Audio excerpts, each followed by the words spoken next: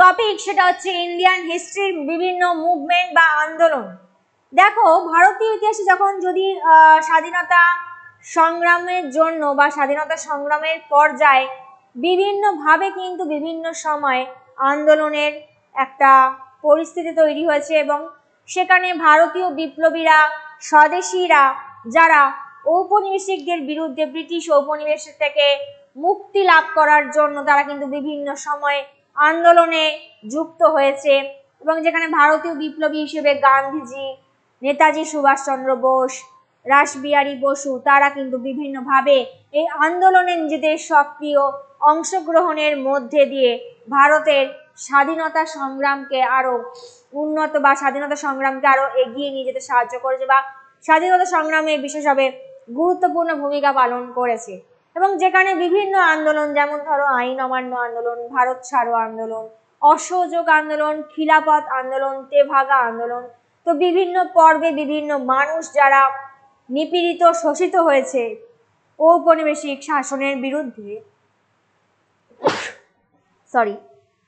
তারা কিন্তু ঐক্যবদ্ধ হয়ে যখন ব্রিটিশদের বিরুদ্ধে সচেতন ব্রিটিশদের বিরুদ্ধে যাওয়ার চেষ্টা করেছিল তারা সেটাই কিন্তু একটা আন্দোলনের রূপ নেয়।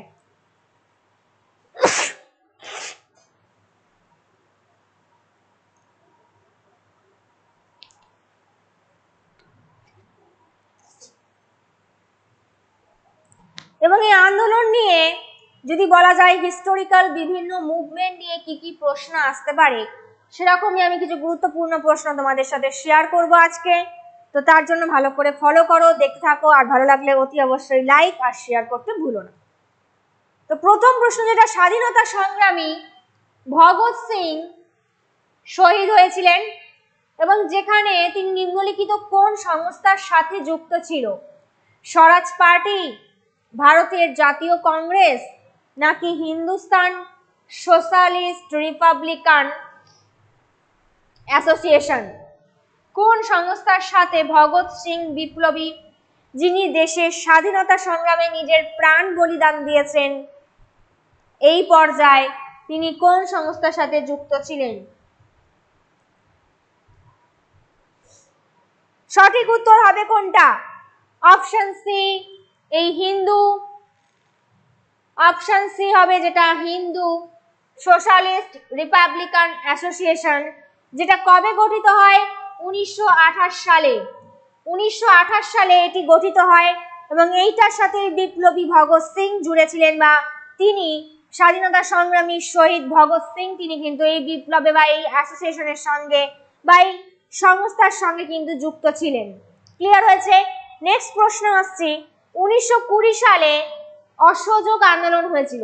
যেই আন্দোলন হয়েছিল কার মৃত্যুর পরে, কার মৃত্যুর পর্যায়ে এই অসহযোগ আন্দোলনের সূচনা বলা যেতে পারে ঘটে? জি কে গোখলে, মতিলাল নেহেরু, দাদাভাই নওরোজি, নাকি লোকমান্য তিলক? কোনটা হবে সঠিক উত্তর? কার মৃত্যুর পরেই অসহযোগ আন্দোলনের সূত্রপাত? যেখানে গান্ধীজির নেতৃত্বে ব্রিটিশ বিরোধী একটা মনোভাব, তারা একত্রে ঐক্যবদ্ধ হয়ে এই আন্দোলনের ডাক দেয় 1922 সালে, যিনি 1920 সালে লোকমান্য তিলকের মৃত্যুর পরবর্তী সময় অসহযোগ আন্দোলনের সূচনা ঘটে। নেক্সট প্রশ্ন, 1925-এ কাকোরি ট্রেন ষড়যন্ত্র মামলা করা হয়। কত সালে? 1925-এ। তো এই কাকোরি ট্রেন ষড়যন্ত্র মামলায় ভারতের 3 স্বাধীনতা সংগ্রামীর মধ্যে কাকে কাকে ফাঁসি দেওয়া হয়েছিল? তো যেই কাকোরি ট্রেন ষড়যন্ত্র মামলায় 3 জন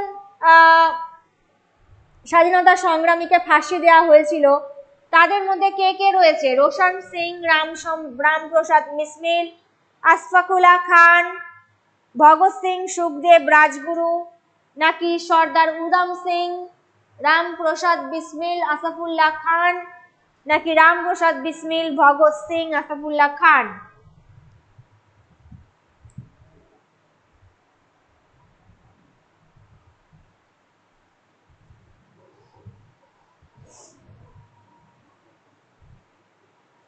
কোন 3 জন স্বাধীনতা সংগ্রামীকে ফাঁসি দেওয়া হয়েছিল এই কাকোরি ষড়যন্ত্র মামলায়?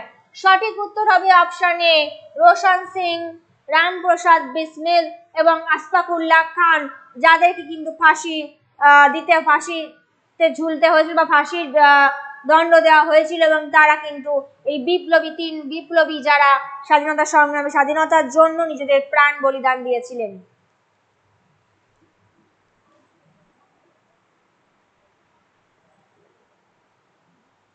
নেক্সট প্রশ্ন দেখো, ভারতীয় কর্মীদের মধ্যে কোনটি লোকিতবাদী নামে পরিচিত ছিল? কোন ব্যক্তিত্ব লোকিতবাদী নামে পরিচিত ছিল? গোপাল হরি দেশমুখ, গোপাল কৃষ্ণ গোখলে, ফিরোজ শাহ মেহতা নাকি বাল গঙ্গাধর তিলক? এর মধ্যে কোন ব্যক্তিত্ব লোকিতবাদী নামে পরিচিত ছিল?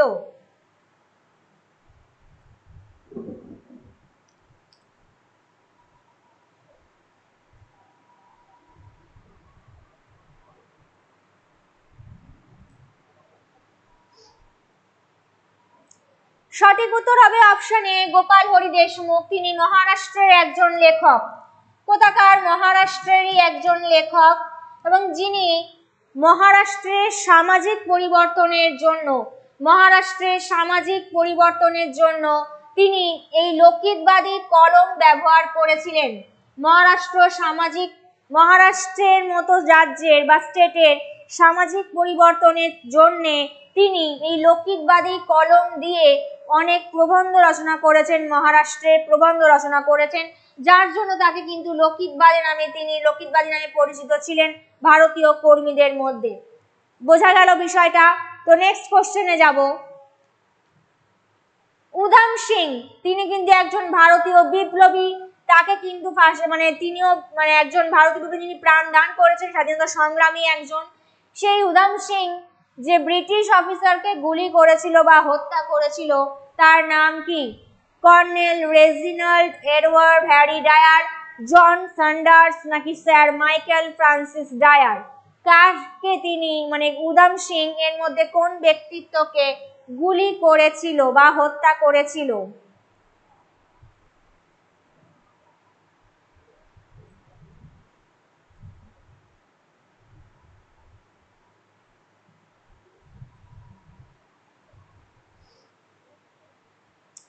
সময়টা যদি বলা যায় 1940, ঠিক 1940 সাল। এই সময় স্যার মাইকেল ফ্রান্সিস ডায়ারকে উধাম সিং কিন্তু 1940-এর এই ব্রিটিশ যে মাইকেল ডায়ার ছিলেন, তাকে কর্নেলকে কিন্তু তিনি হত্যা করেছিলেন বা গুলি করেছিলেন, এই ব্রিটিশ অফিসারকে।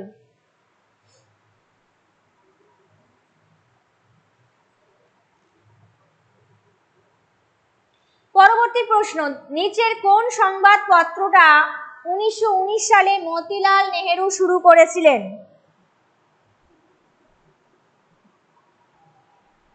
কোন সংবাদপত্রটা 1919 সালে মতিলাল নেহেরু শুরু করেছিলেন?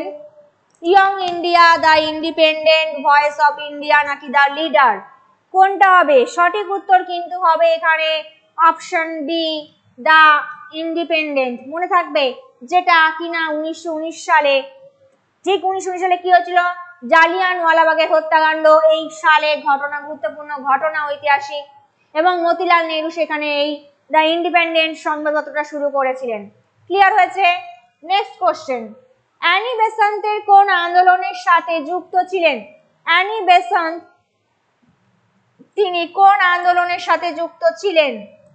খিলাফত আন্দোলন, অসহযোগ আইন অমান্য নাকি হোম রুল আন্দোলন?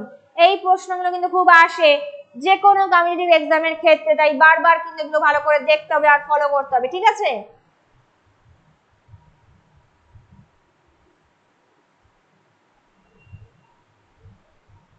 অ্যানি বেসান্ত তিনি কিন্তু খিলাফত, অসহযোগ বা আইন অমান্য কোনোটাই না, হোম রুল আন্দোলনের সাথে যুক্ত ছিলেন।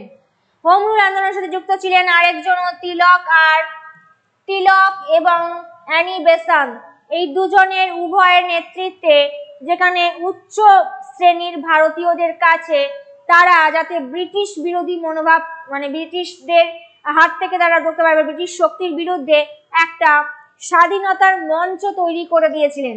স্বাধীনতার মঞ্চ বা একটা স্বাধীনতা সংগ্রাম আন্দোলন তৈরি করে দিয়েছিলেন, সেই হোম রুল আন্দোলন, যেটা তিলক আর অ্যানি বেসান্তের উভয়ের নেতৃত্বে করা হয়েছিল। ঠিক আছে?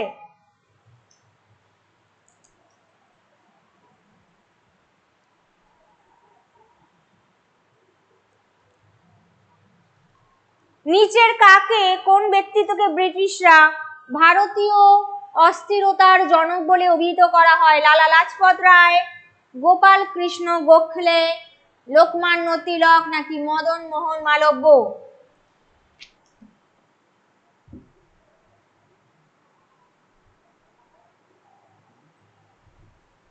ভারতীয় অস্থিরতার জনক হিসেবে অভিহিত কে ছিলেন? না, সঠিক উত্তর হচ্ছে লোকমান্য তিলক, অপশন সি হবে, যিনি ব্রিটিশ সমাজে ব্রিটিশ আন্দোলনে ভারতীয় স্বাধীনতা সংগ্রামে একটা গুরুত্বপূর্ণ অধিকার অংশগ্রহণ করেছিলেন এবং যার মৃত্যুর পরে কিন্তু এই অসহযোগ আন্দোলনের সূচনা হয় এবং তিনি কিন্তু একটা ভারতীয় অস্থিরতা জনক হিসেবে পরিচিত ছিলেন। পরবর্তী প্রশ্ন, জওহরলাল নেহেরুর সম্পর্কে নিচের এর মধ্যে কোন বক্তব্যটা সত্য বা অসত্য হতে পারে? তিনি ধর্মনিরপেক্ষ উদারবাদী পদ্ধতির উপর জোর দিয়েছিলেন, তিনি আধুনিক মূল্যবোধ বা চিন্তাধারা প্রদান করেন, ভারতের শিল্পায়নকে উৎসাহিত করেন, নাকি উপরের সবগুলো যেগুলো বলা হয়েছে সবটাই সঠিক? এর মধ্যে কোনটা হবে? তিনি কোন ধারণার উপর বিশেষ করে গুরুত্ব আরোপ করেছিলেন, নাকি সবকটাই তিনি বলেছিলেন এখানে গান্ধীজির কথা?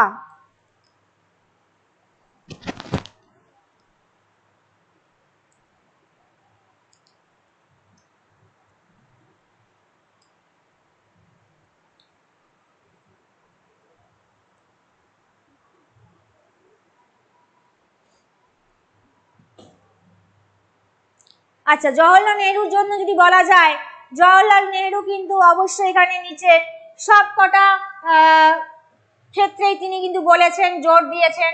প্রথমত ধর্মনিরপেক্ষ উদারবাদী পদ্ধতির ওপর, আধুনিক মূল্যবোধ ও চিন্তাধারা, ভারতের শিল্পায়ন, তার মানে সবকটাই কিন্তু ঠিক হবে যেটা জওহরলাল নেহরু সম্পর্কে বক্তব্য যদি বলা যায়।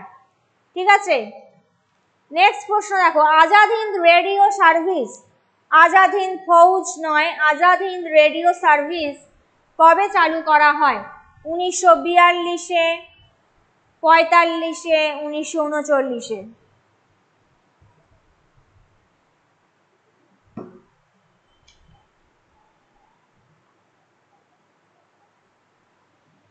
কোনটা হবে সঠিক উত্তর? সঠিক উত্তর হবে কিন্তু 1942 সাল, যে সময় আজাদ হিন্দ ফৌজ গঠিত হয় সিঙ্গাপুরে, সেই সময় কিন্তু এই আজাদ হিন্দ রেডিও সার্ভিসও চালু হয়ে থাকে 1942-তে। জালিয়ানওয়ালাবাগ হত্যাকাণ্ড, যে নির্মম হত্যাকাণ্ড হয়েছিল, গণহত্যা, সেই জালিয়ানওয়ালাবাগ গণহত্যা কোথায় করা হয়েছিল? পাঞ্জাবের অমৃতসর, পাঞ্জাবের ভাটিন্ডা, নাকি পাঞ্জাবের জলন্ধর? কোনটা হবে এর মধ্যে?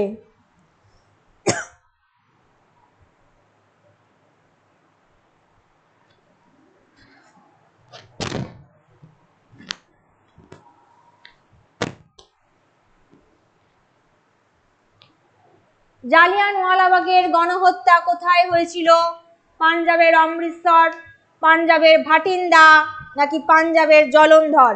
সঠিক উত্তর হবে হচ্ছে দেখো পাঞ্জাবের অমৃতসর। সময়টা ঠিক 1919, যেখানে ব্রিটিশরা সেখানে প্রায় নিরস্ত্র জনগণের ওপর 3000-এর উপর নিরস্ত্র জনগণের ওপরে অবিরাম গুলিবর্ষণ চালায় পাঞ্জাবের এই অমৃতসর জেলার জালিয়ানওয়ালাবাগ নামক এক উদ্যানে বা স্থানে। সেখানে হাজারো হাজারো মানুষের নিরস্ত্র গুলি চালানো হয়, হত্যা করা হয়। তো এই যে গণহত্যা, সেই ইতিহাসের নির্মম ঐতিহাসিক ঘটনা যেটা জালিয়ানওয়ালাবাগ হত্যাকাণ্ড নামে পরিচিত এবং যেটা হয়েছিল পাঞ্জাবের অমৃতসর জেলায়।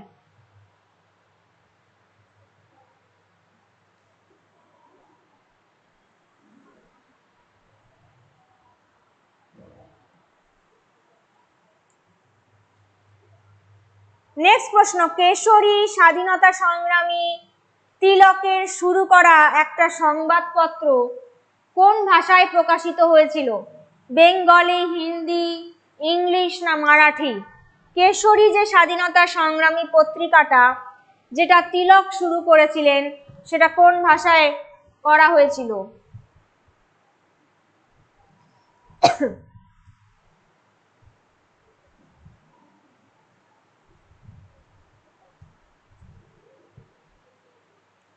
অবশ্যই কিন্তু এটা মারাঠি হবে।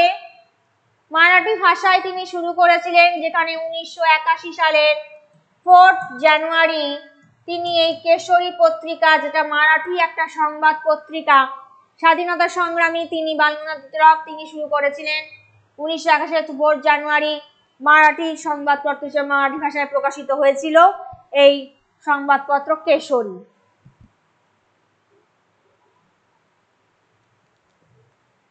নেক্সট প্রশ্ন, বঙ্গভঙ্গ আন্দোলন কবে হয়েছিল? 1905-এ, 1910-এ?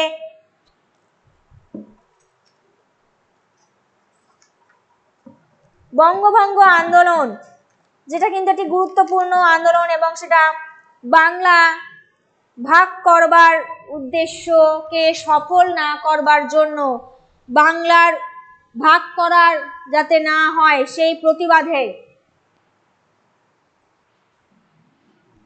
ঠিক আছে, বঙ্গভঙ্গ যে করা হয়েছিল সেইটার প্রতিবাদে এই আন্দোলন করা হয়ে থাকে, বঙ্গভঙ্গ আন্দোলনে পরিচিত। সেটা কবে হয়েছিল? সঠিক উত্তর হচ্ছে 1905 সাল, যেখানে লর্ড কার্জনের আদেশে কিন্তু এই বাংলা ভাগ করার একটা প্রস্তাব নেওয়া হয়েছিল বঙ্গভঙ্গে। যদিও 1765 সালের পর থেকে বিহার আর উড়িষ্যা বাংলার মধ্যে অন্তর্ভুক্ত হয় এবং এই 1905 খ্রিস্টাব্দে বঙ্গভঙ্গ আন্দোলন করা হয়েছিল এবং এই লর্ড কার্জনের আদেশে যেটা করা হয়েছে তার বিরুদ্ধে প্রতিবাদ জানাতে।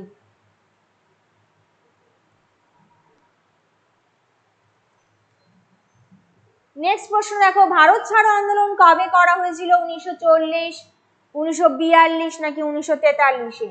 ভারত ছাড়ো আন্দোলন, যেটার মূল বক্তব্যই ছিল এই যে ব্রিটিশ ঔপনিবেশিক শাসন থেকে কিভাবে ভারত ধীরে ধীরে ভারত মুক্তি পেল স্বাধীনতা সংগ্রামের মধ্য দিয়ে। তো যত তাড়াতাড়ি সম্ভব ভারতবর্ষ থেকে ব্রিটিশদের যাতে বিতাড়িত করা যায় বা ব্রিটিশরা যাতে ভারত ছাড়ো, কুইট ইন্ডিয়া করে থাকে, সেই কুইট ইন্ডিয়া মুভমেন্ট হয়েছিল কিন্তু অবশ্যই 1942 সাল। গুরুত্বপূর্ণ অধ্যায়, এটাকে কিন্তু ভালো করে তোমাদের মনে রাখতে হবে, ঠিক আছে? নেক্সট, তেভাগা আন্দোলন কবে আর কোথায় হয়েছিল? কারা করেছিল সেই তেভাগা আন্দোলন?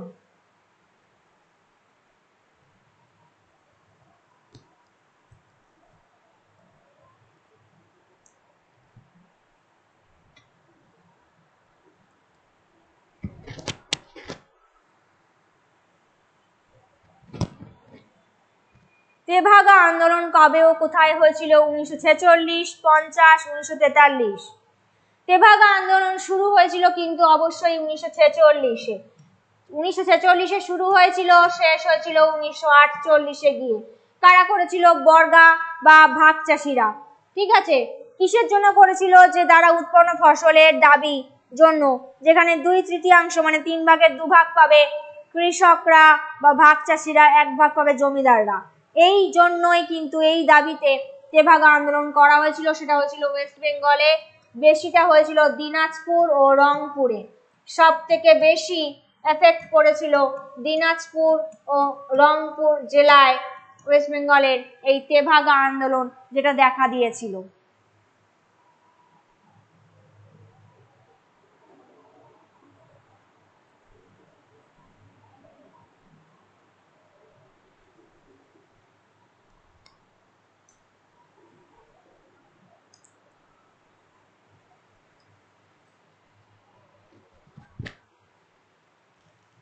নেক্সট হচ্ছে খিলাফত আন্দোলন কবে হয়ে থাকে? 1919, 1921, 1922? খিলাফত আন্দোলন কবে হয়ে থাকে?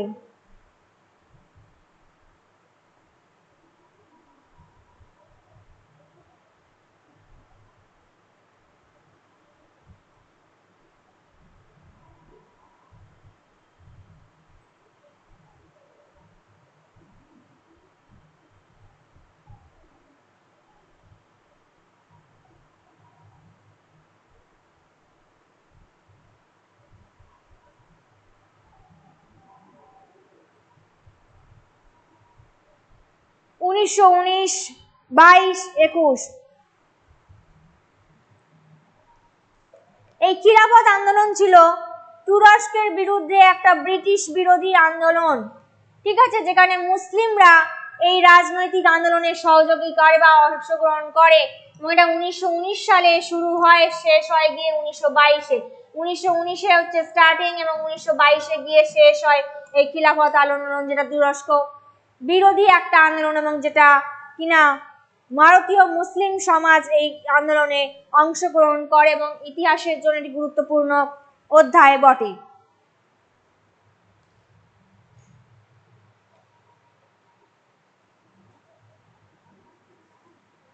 তো আশা করি আজকে আমি যে মুভমেন্ট গুলো তোমাদের সাথে আলোচনা করলাম সেগুলো নিয়ে কোনো কনফিউশন রয়েছে?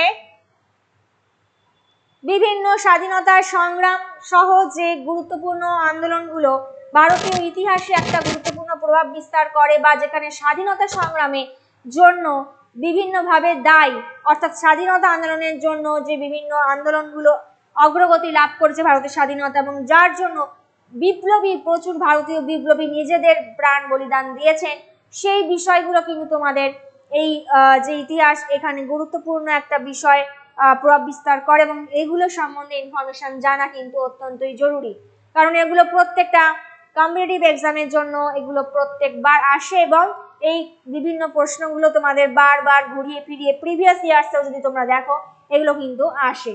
ঠিক আছে, তো আমি আজকের মতো আবারও বিভিন্ন সময় অন্যান্য ক্লাসে আরো বিভিন্ন টপিক নিয়ে আলোচনা করব। তো ততক্ষণ পর্যন্ত ভালো করে পড়াশোনা করো, ভালো করে প্র্যাকটিস করতে থাকো আর এগুলো দেখতে থাকো। অসুবিধা থাকলে অবশ্যই মানে তোমরা শেয়ার করতে পারো এবং আজকের মতো আমি এটুকু রাখলাম, আগামী ক্লাসে আবার দেখা হবে। তো all the best, have a nice day.